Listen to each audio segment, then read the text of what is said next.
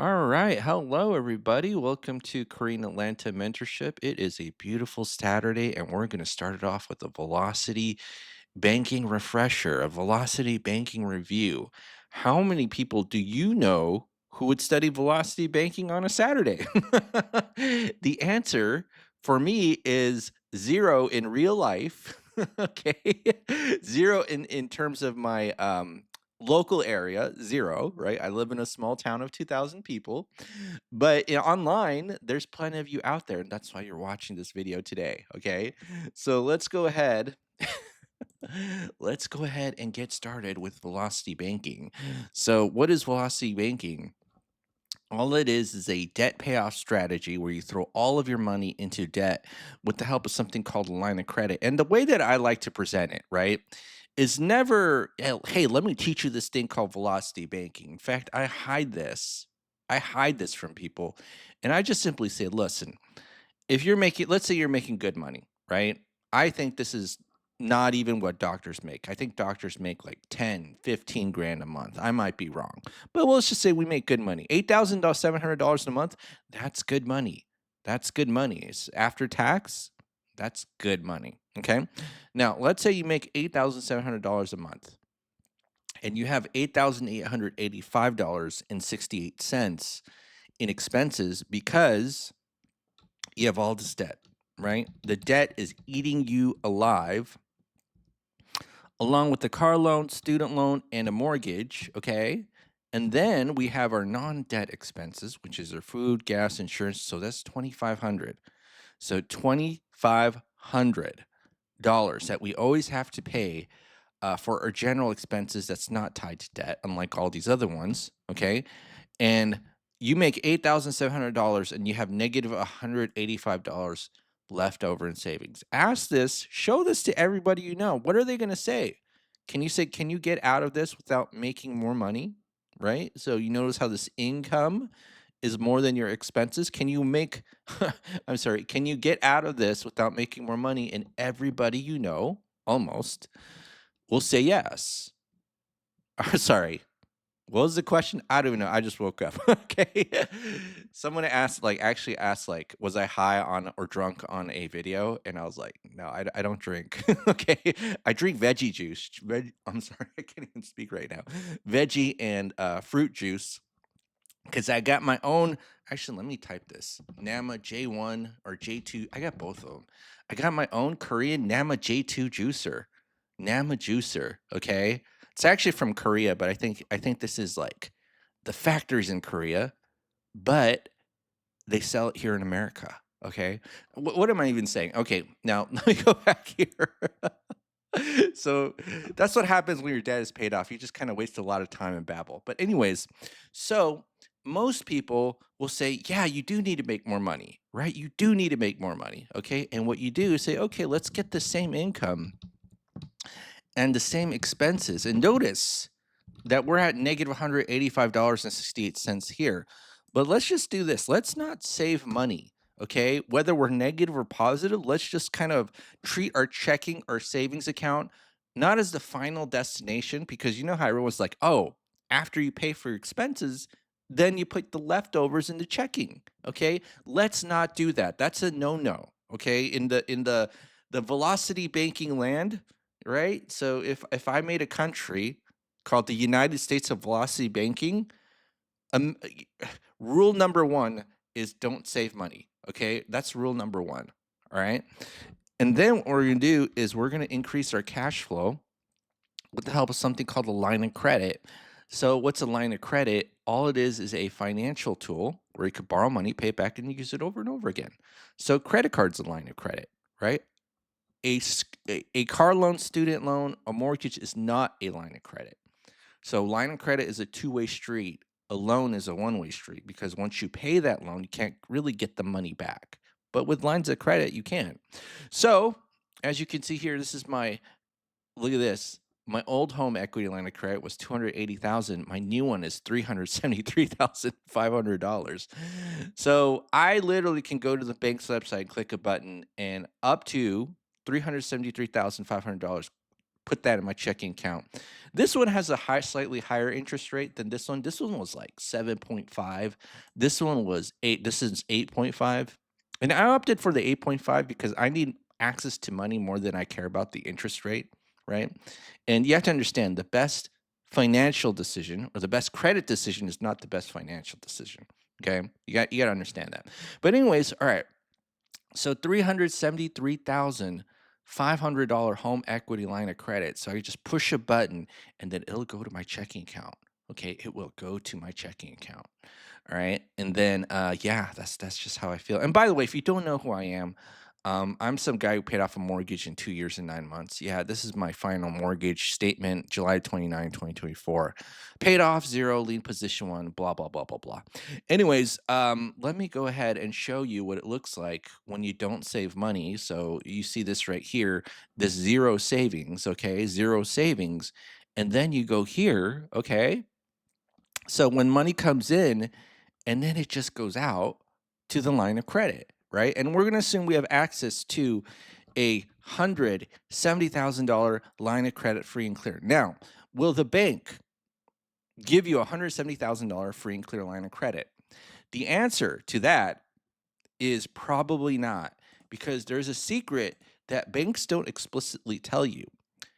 The secret is they don't lend money to people who need it. And so if you go to a bank and you're negative $185 in savings because you have so much debt, they'll turn you away. They'll say, no thanks. No gracias. I think that's how you say it in Spanish. No gracious. Okay? No thank you. No thank you. Because you need money, right? Banks don't lend money to people who need it. And I say this as a person who has over $697,000 in lines of credit. People act like I don't know what I'm talking about, but maybe I don't. Maybe I'm just a dude on the internet who has no idea what I'm talking about with $697,000. And it's just a coincidence, right? It's just a coincidence that I have all this, okay? It's just a coincidence. But here's the thing. Banks don't lend money to people who need it. Now, why do I talk about this? Because a lot of you will try to get in this situation and get the line of credit. And the answer to that is no, don't even get into that situation. Learn this stuff before you even deal with debt so you never even get here. But what if you did have a line of credit? Okay? What if you did? So let's go ahead and show how we can increase our cash flow by moving some of our debt into the line of credit. So this is 5, 8, 15, 27, 37, 35, 18. And I'm going to go ahead and sum this up. And that's $145,000 in credit card debt that we're going to transfer. You see the balances? Whoopsie, where am I going? You see the balances right here, right? You see these balances? And then now we're going to sum them up. And it's 145,000. And then if we just simply move that into the credit line, okay, guess what happens to these payments here? These all turn to zero. 0, 0, 0, 0, 0, 0, 0, 0. And then now it's a negative $185 in savings to zero savings, right? Because this is what it should look like in real life, $0 in savings. And then now look at this, $4,591.82 in cash flow. So the next step is $8,700 goes here, right? You put your entire paycheck into the line, you take your expenses out, and then you rinse and repeat over and over again. You rinse and repeat over and over again, right? And so we're going to go ahead and do that.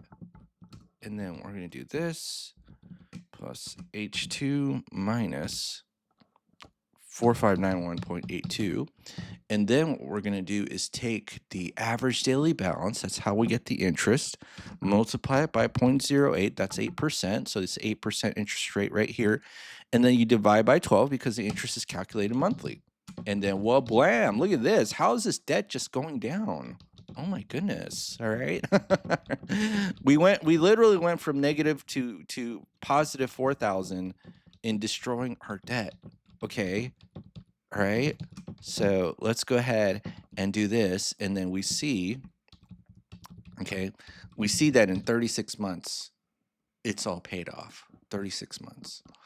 All right. So now, 36 months, and then, Okay, so 36 months.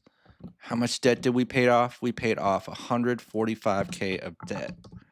All right, so now we do this, and then we got the 3 loans, the 3 amortized loans. Let's see how we're doing with that. Hold on, let me go back here. All I gotta do is type 36 months in my loan calculator right here. So for the 3 amortized debts, car loan, student loan, mortgage, we got the loan calculator. What's the current balance? $8,663.51. So what I'm gonna do is I'm gonna move this into the line of credit. Okay. Okay, we're gonna move this into the line. And guess what happens when we move that debt, the car debt, into the line? 8663.3.51. Okay. Well, because we moved it into the line, this $382 payment goes away. And so now it's our cash flow, almost $5,000. Okay.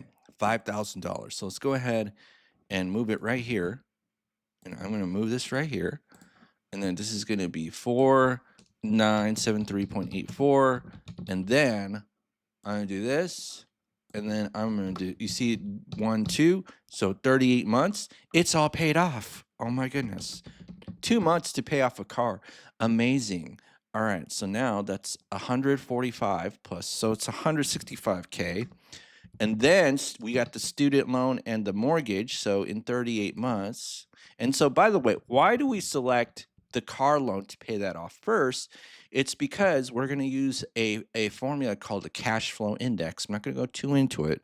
As an indicator of rank of which debts to pay off. Because would you pay off $8,000 to get $382 back in your cash flow, or 18 grand to get 277? You want to choose this one because you get more bang for your buck in terms of cash flow. So now this is 38, 38. So this is 0. We can move the student loan into the line of credit. It should be fine. Let's go ahead and do that right here. Wablam, alakazam, plus 18633.2. Okay, so now this is 0. Okay, and our cash flow is over $5,000 a month. Look at that. Look at that. Oh my goodness. All right, so let's go ahead and do this. So now this is going to be 5251.39.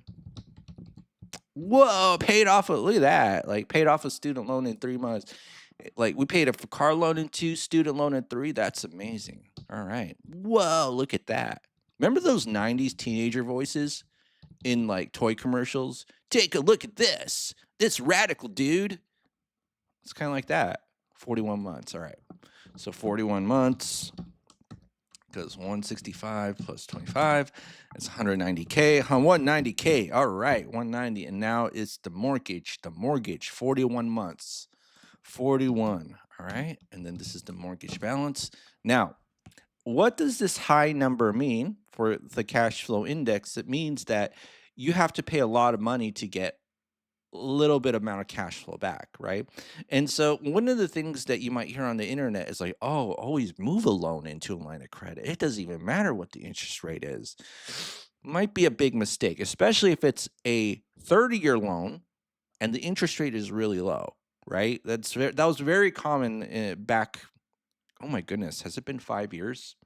Okay, that was very common in 2020 is when people were getting like 2%. I had a 2.875% interest rate loan. I still paid it off, but yeah, okay.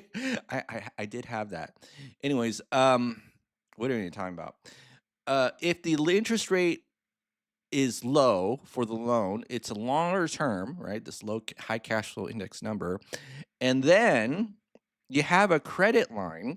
Okay, you have a line of credit that's at a much higher interest rate. Not a good idea to move that loan into a line. And luckily, we have this Velocity banking calculator to demonstrate that. So what I've done is we filled out the information here. And by the way, I got this from Renatus. So I actually resell their education. I'm an independent contracted marketer. If you want to kind of go above and beyond and learn a little bit more than just Velocity banking, click the Google form link below. All right, so what am I even talking about? I don't even know. Anyway, so I just put in the information here. So there's a difference between moving the whole loan. You see this 28 grand, even though it's pretty impressive, 28 grand, 3.2 years versus just paying it off in small chunks. Let's just do a small chunk here. Ooh, 10 grand. Okay. That's even better. So let's go ahead and get this information here. 3 years, 3 years. Okay. So this is 41 divided by 12 plus 3. We paid off our debt in 6.42 years. Okay. So that's 190 plus 225. Okay. So that's 415K. 415K. Now, here's the thing. I have seen velocity banking videos where it's like pay off your mortgage in 7 to 10 years, right? No, no, no, no, no. Pay off your mortgage in 3. Okay? Pay off I don't know if anybody else is going to do this cuz I asked ChatGPT is like what percentage of people does this put me in? Top 1%. But here I paid off my mortgage in 2 years and 9 months, right? But then pay off all of your debt under 7. Under 7. Okay? All right. So it's a beautiful Saturday and blessed are you all for those who study velocity banking on a Saturday because I don't know a single person in my local area who's going to do this over and over again on a Saturday, and especially on a beautiful Saturday like this. All right. So let's go ahead. So this is going to be 0. And then now we're enjoying our fat stacks of cash flow. $6,200 a month. 600 that's a fat stack. Who wants to enjoy a fat stack of a cash flow, which will now go into our savings because we got rid of all of our debt every single month? $6,200. And let me tell you something. When you're at this step, you know how you feel? You feel rich people problems. Okay. What are rich people problems? I hate saving money because my money is idle and doing nothing. That's rich people problems. A lot of people will never get there, but once you get there, it's a nice problem to have. Much better than being here, right? All right. Well, that's it for today, folks. This is Crane Lanta Mentorship, and I'll see you all on the next video. Happy Saturday.